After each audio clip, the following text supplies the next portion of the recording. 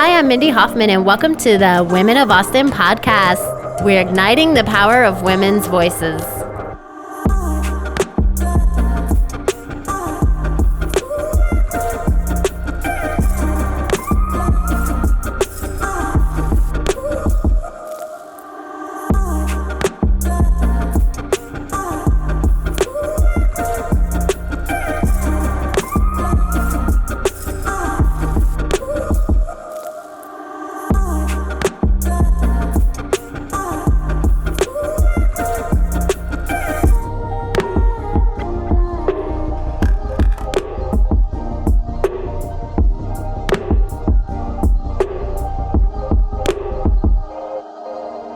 Hello, and welcome to the Women of Austin podcast. I'm Mindy Hofman.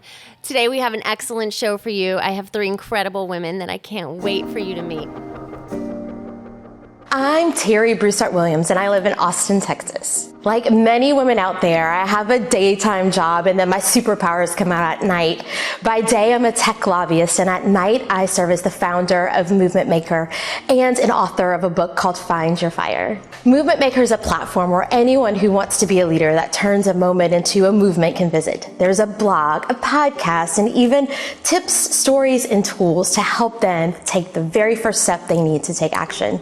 And you'll get all the details of Find Your Fire, which is a book about women who have created change, either in business, their community, and some of them have even started a nonprofit. I am so honored to be a part of this podcast because so many times we are told that we have to compete against each other, and that's certainly not the case. The women who are part of this podcast are indeed part of a movement, and they each are shining a light around us. So for me, it's a little fuel for my fire and for my soul. Terri, tell me something unexpected about you, something that people would be surprised to know. Oh gosh, this is really interesting, I guess. But when I was little, I fell into a glass coffee table and it severed my optic and my auditory nerves. So I can only see and hear on one side. Oh, wow. Wow. We did not discover it until I was in 5th grade. But I think for me, it taught me very early in life, faith and fortitude and just really figuring out how to get something done instead of taking the easy way out. Yes. Wow. Allie, what about you? My name is Allie Mattocks. I am a lawyer. I am a partner at Warren Callion Law Firm. We represent multifamily housing and mixed-use owners and operators. We also have a hospitality practice that's based in New York City as well as here in Austin, representing different small businesses and owners and operators of hotels and restaurants and anything hospitality. I am honored to be a part of the Women of Austin podcast. I think community is very important, and I think that women, especially professional women who've made it to a certain level, really have the responsibility to help and include others. I guess I had an extra thumb when I was born, which, What? yeah, I know. My mom. That is a talent. It's a thing. Yeah, my mom said I would have been a great pianist. Yeah, but that's my hand that I draw with and I write with, and I have pretty good handwriting, and I do visual art, so it actually might have benefited me. I'd like to think I'm more evolved, but Yes. yeah. But I took biology, and they said that's not. So evolution is over time. So That's awesome. Yeah, that's great. Brooke? I'm Dr. Brooke Stubbs. I'm originally from Lexington, Kentucky, but I've lived in Austin since 2014. I'm a lifestyle medicine physician. I own my own practice called Rooted Femme. It's concierge membership based. I'm also about to launch a mobile application called Rooted Food. It's a simple application to help people get a variety of plant foods in their diet. It'll be available on the Apple Store and on Google Play March 1st. I am so excited and truly honored to be a part of the Women of Austin podcast today, because when women come together and support one another, we really can make so much change and impact. Gosh, What you got? I don't know that I have anything that interesting. Oh man, now I'm stumped. I also do visual art, so I was a painting major in high school. Well, I was an art major in college, and I with the painting concentration, and then I went to medical school being an artist. Wow. Your hands are your gift. Yeah, that's exactly you're in the right. medical arts now. Okay, today I'd like to talk about assertiveness. And when I was preparing for today's show, I wanted to know the official definition. And according to Oxford, it is confident and forceful behavior. And the sentence that they use the word in is, she has difficulty standing up for herself, even when assertiveness may be warranted. Oh my. It's funny that they would put that right in there. Thank you. I'm just shocked that is the sentence to, describe assertiveness. Yeah. I wanted more, and so I went to dictionary.com because I'm like, are they doing this too? And this is interesting. Their definition is confidently aggressive or self-assured, and then they say he is too assertive as a salesman. Interesting. Okay. Yeah, I thought that was very interesting. Do you guys think that women are less assertive than men, or do you think that that's just kind of stereotypical? Let's start with you, Brooke. I am, with my medical background, I see all kinds of assertive women. Mm-hmm. I think that, and I know we're going to get to this, we have a lack of confidence in that assertion. Like, I think that there's a lot of fear based in that assertion as women, because we have less examples as women of assertive nature. And so sometimes I'm thinking back to when I have been assertive in my professional life, and I know that it's not pushy and it's a lot more reserved in terms of, how I bring up my needs or what I, want to ask for or things like that. So I think women are assertive with a different, a different way, in a different way.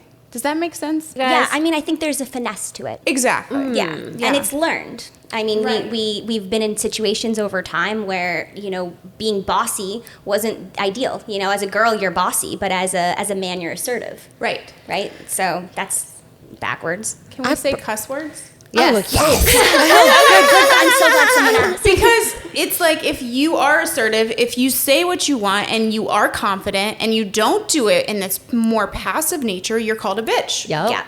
Which I think goes to the point of the stereotypical nature of men being assertive versus women not being so assertive. Well, here's what I find fascinating. So both examples point back to confidence. But a lot of times, if we think about it, people that are assertive, it's misplaced power, misplaced fear, or assumptions. It's not always rooted in passion or confidence. So I think we all have the opportunity just really to lean in on that one and think about, how do we finesse? How do we want to, use our power in the world? Right. And I want to go back to that too with finesse and power. There is power in being more feminine in that nature. And to say, assertive persuasion, or, that you can not manipulate, but we all do to some degree to further our cause.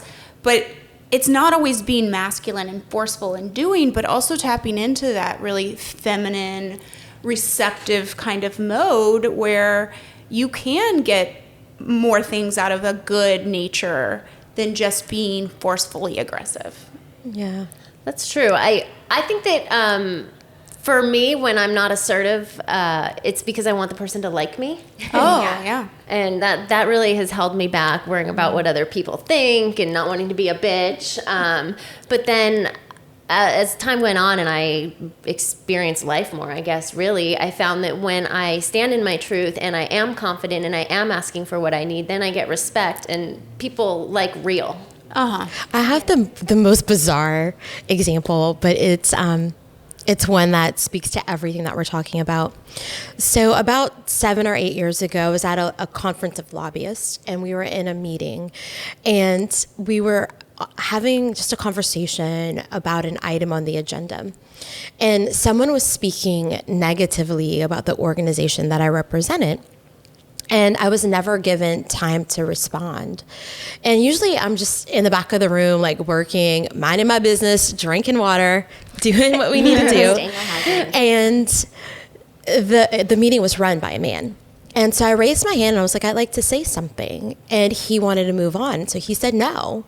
And he stood up and he grabbed the agenda and started moving on. And so, everyone knew me as just being that friendly, like, let's grab a cocktail and let's talk. And so I also stood up and I said, actually, I insist, and said it in the sweetest voice. I like that. Yeah, sweetest voice. And I walked to the front of the room with my agenda and I shared what I needed to say and said, thank you for giving me just another minute to explain a different side. How did you feel? Well, it was so funny. I was just being myself. But that night, I can't tell you how many people wanted to buy me a drink at the bar. Yes, I want to applaud you right now. Like, chills all over. That's incredible. I mean, I take issue with how many times the word aggression was mentioned in each definition. That was not aggressive. That was artful. That was exactly what women have to do all the time. As an attorney, in a cisgendered white male profession mostly, we're constantly vying for, and it's there is a lot of power in sitting back, and you won't always get called on though. So you do have to speak up as well. And I don't think that's aggressive at all. I think that, when a man does it, it's appropriate. When a woman does it, it's aggressive. That doesn't make sense to me, and as a woman attorney, you have to control the courtroom and you have to, but part of that is really feeling out the dynamic of the court and the people you're talking to. Right. There's a lot more than just speaking up and trying to be the loudest in the room, because that's not the most effective. And as an attorney, obviously, you just don't yell over people. But I think that part of it, the way that you stood up and said, I insist, we have to just keep doing that and creating space for others to do that. Right. As if you're at the head of the room and you think someone might have something to say, you say, well, actually, it looked like you were about to say something. Right. Please speak up. Ooh, I like that. Yeah. That is nice. Yeah. Very Space. nice. You have to create the space. You have to. Yeah.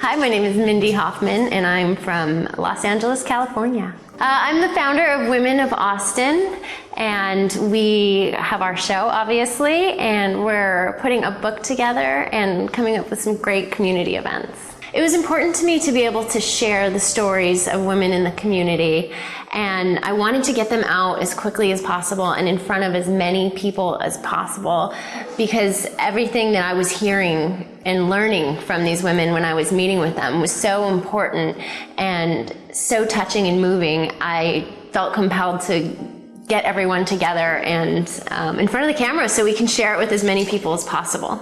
I'd like people to know that we are inclusive. Everybody's invited, everybody's welcome. We're doing monthly events, and we're just really focusing on getting women together where we can all be ourselves and be vulnerable. And I'm hoping to have conversations where we can tell stories of times when we were vulnerable and how we were able to come out of it. It's important to me that we show that we're not all perfect, because often it's easy to show up Instagram ready and yes, hair and makeup done. But I think that it's important that we show who we really are. And I really want to focus on collaboration, community, and connection.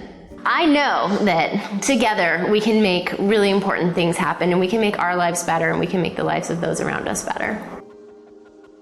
I wanted to also an example that of a time when I was assertive, when you were saying, oh, I was just being me, it really I have an example that kind of speaks to that, and it was like speaking my truth. So, you know, when we go through medical training, we have to be subordinate to our attending physicians. And so as a resident, I was, an upper level resident. So I was in my 3rd year. So I was responsible for other residents who were younger and who were in training. And I remember being on a critical care rotation, and there was a young mom who was a first-year resident, and she was breastfeeding. And we had been on 4 hours worth of rotations, right, where you go to each patient's room and you discuss the events from overnight and you come up with their plan for the day. And the attending was just belaboring the whole rounds, right? Everything was slow. We had to wait for him to write his notes while he was, standing in front of us. And, this resident, she needed to go pump. She was a new mom and she needed to go pump. So she spoke up and she said, can I take a break to go pump? It'll take me 20 minutes. And he shot her down and said, no, you can't go. And I literally I didn't flinch. I said, no, she has to go pump right now. Yeah. And it wasn't... I got goosebumps. It wasn't like I was trying to be defensive. I wasn't even a mom at the time.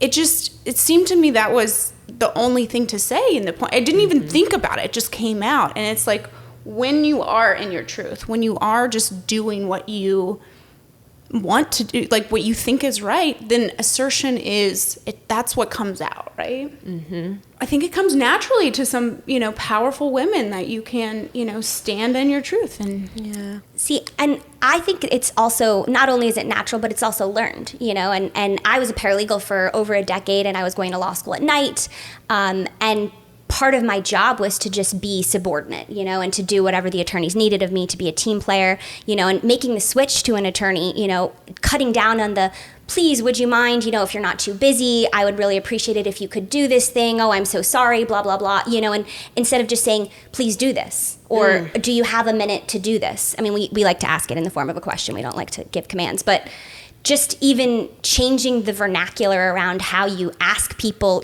being in charge of things, it sometimes feels more natural to others, but finding a way to ask people to do the things that they need to do without the whole song and dance is, for me, it's been I'm a work in progress, but. Well, and you think about, if you're saying, like, show that example, if you see other people in that role, it makes it so much easier for the next generation or the next resident or the next lawyer to step into that power, right? I can't imagine how hard it was in that one example I gave for that resident to even to ask. She was probably miserable those whole 4 hours just waiting for an opportunity to say, I really got to go pump, and then only to be shut down. It's like, okay, somebody had to step in and give this girl the power that she was, she needed in order to be the next resident who could give the next person some power. So I can't imagine, but thinking how many women or just how many people in general got shut down during their rotations, and then they thought the industry and the profession wasn't for them. So you gave her a gift of not only just pumping, but probably protecting her mental health and her intentions of being in medicine. Oh man, it's such a malignant, training world. I mean, I hope not for everybody, of course. And I do think it's getting better, but I think we all have opportunities in any profession to, lift each other up. So, I mean, and I think that's why you do this podcast, which is so important. Yeah, thank you. I think that these topics are important too, because it's fun for me to be able to pick the topics, because I want to hear what you guys have to say, because we talk about things that, I'm still working on. We're all works in progress, like you said, but especially to hear how successful, powerful women deal with it, and what you guys do to help the women behind you. And I really think that it's interesting to hear how you changed an ask into a question. Yeah. How'd you come up with that? Well, another really important thing that you learn is to not say sorry so much, but to say thank you. You know, it's one of those, you know, and say, you know, I'm so sorry for my delay. You know, you say, thank you for your patience with me. You know, it's ways to, they're like hacks to make you appear more assertive, you know, while you're finding your steady ground. But I think, you know, the questions, it's, you know, we're more of a democracy at our law firm, you know, and we want everyone to be happy and healthy and well, you know, and it's a different, it's not your father's law firm anymore. You know, it really is, it can be anything. The limits that we have are only the ones that we set for ourselves. Preach. Yes. So it's really empowering in that regard. You know, you can just decide to do something differently and then do it.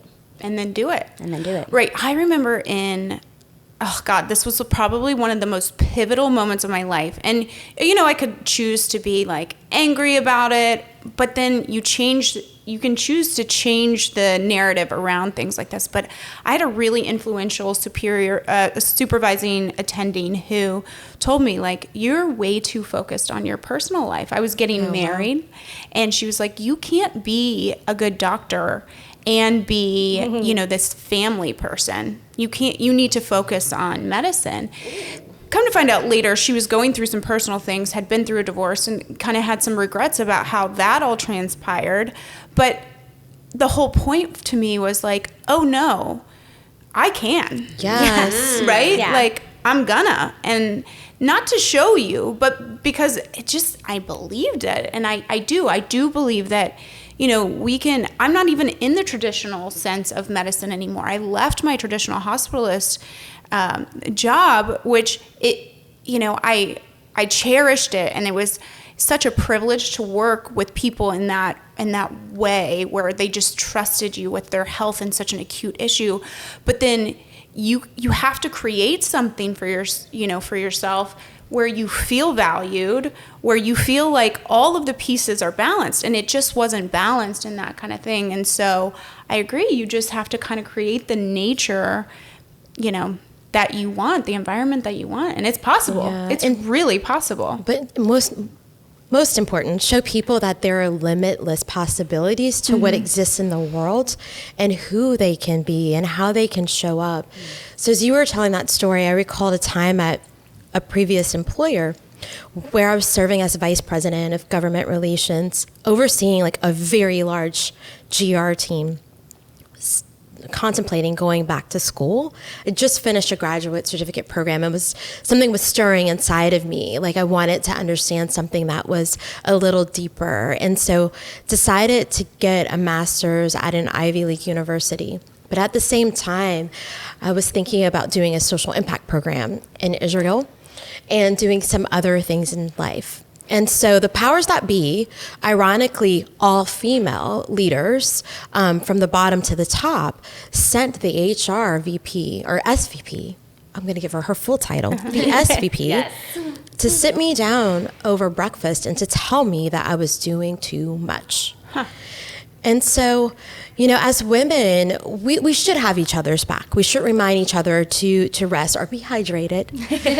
But we should not create limits that do not exist. Because if someone did that to a woman before us, none of us would be sitting here today. And so I love that you just touched on, you know, how do we empower each other? How do we create a new way? And how do we turn that over to the next generation? Right. And when you speak about that, it's like you said, think of how many residents who maybe didn't think that was for them. But if you blaze the trail in whatever, you know, powerful career, then you start to see that it is possible. There's more people doing exactly what I want to do, right? And that's why Mindy has this podcast. Yes. Well, and a rising tide lifts all ships, is what they say, you know, and Right. you can be the rising tide. It's not selfish to be successful, you know, if you're considering it in the overall, you know, among other women, the example you're setting or how you're doing it. You can make decisions every single day that make you position yourself and others to be in that, you know, that same collaborative, empowering mindset, which, you know, as women, oftentimes, you know, we don't get to experience. Another thing that I wanted to get with you guys about too before we run out of time is saying yes too much. Yeah, and that's also part of assertiveness. Like, you say what you want or what you need. And, I've said yes too many times where it's really hurt me or affected me or, taken away from me. And I just wanted to please the other person, or I didn't know how to say no. So I'm just curious, while I have all your great minds here, how you guys deal with not saying yes too much. We'll start with you, Brooke. Oh gosh, it's a process, right? You're a work in progress in terms of people pleasing or trying to be perfect, all of those things. People pleasing, yeah. Yeah. But I have really, and especially in my practice where I have a lot of these patients where I can see third party, like, oh, you've taken on a lot, and is this all serving you? Is this something you want to be doing? Is this, part of like your happiness, or are you doing this for other people? And when they kind of come down to the truth of the matter, they can say, okay, this is really not serving me. Yeah. And so if I'm going to lead people to that, I have to also embrace that myself. Yes. So I have been really conscientious about putting boundaries around what I say yes to. And, is it something that really rings true to me? Internally. If it's not a wholehearted yes, then it's a maybe. And if it's a maybe, it can wait, and it may turn into a no. Yeah. I like that. I remember growing up, a maybe was always a no. Yeah, from my parents. Absolutely. Like, always.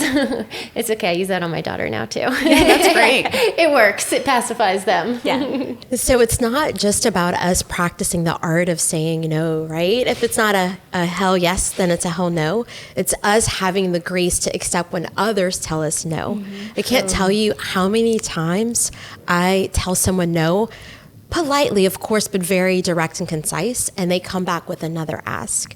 And so just recently, I counted the asks in an email exchange 4 times. Oh, wow. Finally, I had to just stop answering the email because I felt like I was beginning to become rude. And so you have that power to choose. So you can just say, thank you. And so I've actually changed my signature going out when someone emails. I talk about my focus for the year, when I'm going to respond to email, and if what is in that signature can't help someone, who else to call? Because it's easier to get someone else to say no on your behalf than for you to say it directly. Oh my God, that's incredible. I can't wait to send you an email and see your signature. It's great. Except sometimes it's like, I'll get back to you. I'm taking care of myself. I don't answer emails on the weekend. And I'm like, but I need to talk to you, Terri. Yeah. You know how to reach me. I do. I have like 4 ways I can reach you. That's so great. I use them all. Well, see, it's good to set expectations, like to manage, as an attorney, we manage expectations. That's most of our job, Yeah. But to manage the expectations of others, to say, actually, this isn't the kind of thing I respond to right away. It's so powerful to think that you could actually just, and my time, I have billable hours. So my time, I know how expensive, I know what a minute of my time is worth. Yeah. And it's ever since having to bill that way, it changes your perspective on how much time you spend on stuff you don't want to do or shit you hate. Yeah. I wish some of my old attorneys would have.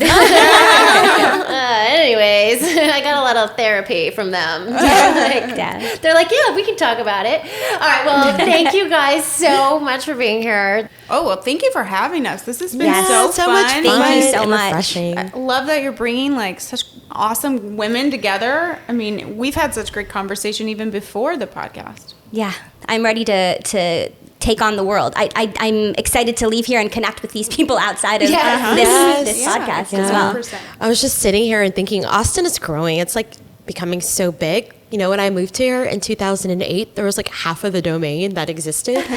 But your podcast is bringing people together. It's introducing them to the beauty and gems of Austin, but also connecting women so that we can all like just get the energy and build something great together. So thank you.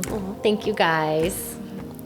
Thanks so much for joining us today on the Women of Austin podcast. A new episode premieres twice a month right here on the Women of Austin channel. Make sure to subscribe and hit that notifications bell so you never miss an episode. Make sure to follow us on Instagram at women_of_Austin. My name is Mindy Hofman. I hope you'll join us for our next episode of the Women of Austin podcast.